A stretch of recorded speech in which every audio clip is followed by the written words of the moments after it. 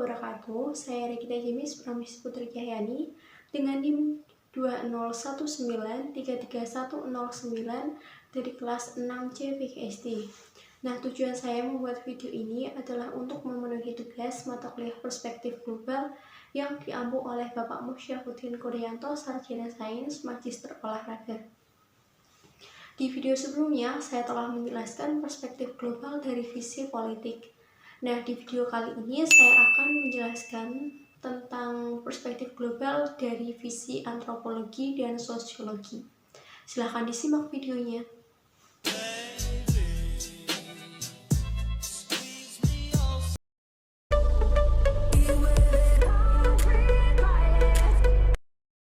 Nah, pembahasan yang pertama, perspektif global dari visi antropologi. Sudut pandang antropologi terhadap perspektif global mengarah pada keberadaan dan perkembangan budaya dengan kebudayaan dalam konteks global. Artinya, mengamati, menghayati, dan memprediksi perkembangan kebudayaan secara menyeluruh yang aspek serta unsur-unsurnya itu berkaitan satu sama lain dan terintegrasi dalam kehidupan manusia.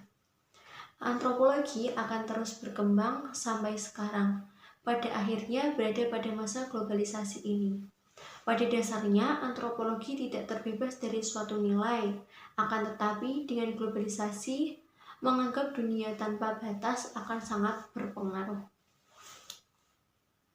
Di sisi lain, perspektif global jika dikaitkan dengan antropologi mempunyai dampak positif bagi kekayaan khazanah budaya suatu bangsa, serta globalisasi juga dapat mempercepat pola kehidupan bangsa. Misalnya, yaitu melahirkan pranata-pranata atau lembaga-lembaga sosial baru seperti lembaga swadaya masyarakat atau yang biasa dikenal dengan lembaga LSM, organisasi profesi di pasar modal, perkembangan pakaian seni, dan ilmu pengetahuan turut meramaikan kehidupan masyarakat. Nah, tidak bisa dipungkiri dalam bidang sosial dan budaya menimbulkan dampak negatif dari globalisasi. Antara lain yaitu meningkatkan individualisme, perubahan pada pola kerja, terjadinya pergeseran nilai kehidupan dalam masyarakat. Saat ini di kalangan generasi muda banyak yang seperti kehilangan jati dirinya. Mereka berlomba-lomba meniru gaya hidup ala barat yang tidak cocok diterapkan di Indonesia.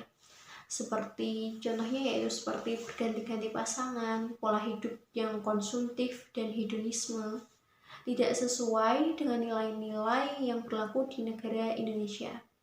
Untuk itu, kita sebagai penerus bangsa harus menyadari keberadaan nilai yang masih berlaku di negara Indonesia ini. Kita harus pandai dalam menyeleksi budaya asing yang masuk ke negara kita. Jika budaya asing tersebut sesuai dengan kepribadian bangsa kita yang berdasarkan dengan Pancasila, kita harus bersifat terbuka dalam menerima kebudayaan tersebut. Akan tetapi, jika tidak sesuai dengan kepribadian bangsa kita, harus bersuara lantang untuk menolaknya. Selanjutnya yaitu contoh permasalahan dari visi antropologi. Negara-negara dunia, termasuk Indonesia, secara sengaja melakukan pertunjukan kesenian keliling dunia. Seperti contohnya yaitu pertunjukan keliling komedi Istanbul dan Juragan Tionghoa. Teater ini merupakan pertunjukan rakyat dari zaman kolonial Belanda, khususnya di zaman kemakmuran sangat diberi ruang. Contoh yang kedua yaitu pertunjukan The Great Rahwana. Sepanjang berdiri, teater keliling mementaskan lebih dari 1.600 produksi.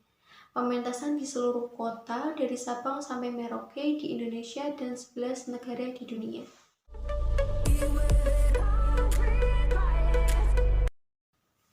Nah, pembahasan yang kedua yaitu perspektif global dari visi sosiologi. Menurut Frank H. Hankins atau Farge H.P. dan kawan-kawan, pada tahun 1982, halaman 302, sosiologi adalah studi ilmiah tentang fenomena yang timbul akibat hubungan kelompok-kelompok umat manusia dan lingkungan manusia dalam hubungannya satu sama lain. Dalam sosiologi, objek yang menjadi sorotan utamanya yaitu hubungan antar manusia, terutama dalam lingkungan yang berbentuk oleh manusia sendiri atau yang disebut lingkungan sosial. Nah, objek utama dalam sosiologi adalah hubungan antar manusia dalam lingkungan sosial, di mana terjadi interaksi sosial yang semakin lama semakin luas dan berkembang. Mulai dari keluarga, teman sepermainan, tetangga, regional, provinsi, sampai ke tingkat global antar bangsa.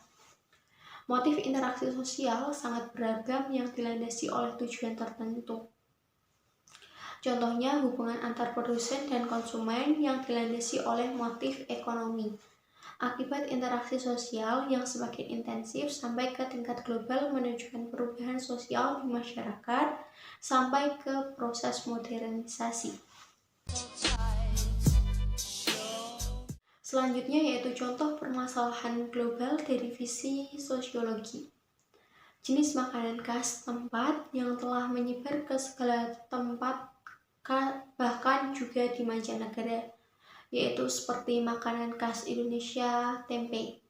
Kini terkenal di Jepang. Contoh lainnya adalah jenis permainan atau kebudayaan lokal atau tradisional yang kini terkenal di segala penjuru dunia, misalnya gamelan, tarian Bali, pencaksilat, dan lain sebagainya. Contoh-contoh tadi adalah sebagai bukti bahwa interaksi sosial, hubungan antar manusia sudah semakin luas. Hal ini tentunya membawa dampak positif dan dampak negatif. Dampak positifnya yaitu dapat menambah pengalaman dan kemampuan, pertukaran nilai, dan sebagainya. Sedangkan dampak negatifnya yaitu yang pertama, pergaulan bebas, yang kedua, pemakaian obat-obat terlarang, dan sadisme, yang menjadi racun bagi kehidupan sosial. Dampak positif yang ada patut kita syukuri dan dijadikan sesuatu yang bermakna.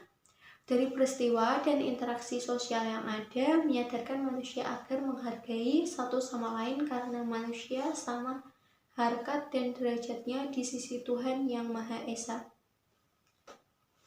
Sedangkan dampak negatif yang ada wajib diwaspadai, bahkan secara aktif kita harus mencari alternatif pemecahannya.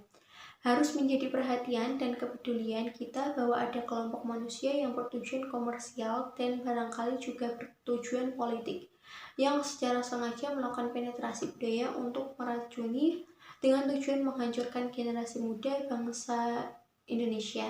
Kita harus secara aktif mencari alternatif pemecahannya. Dan sekian pembahasan dari saya tentang perspektif global dari visi antropologi dan sosiologi. Kurang lebihnya saya mohon maaf. Wassalamualaikum warahmatullahi wabarakatuh.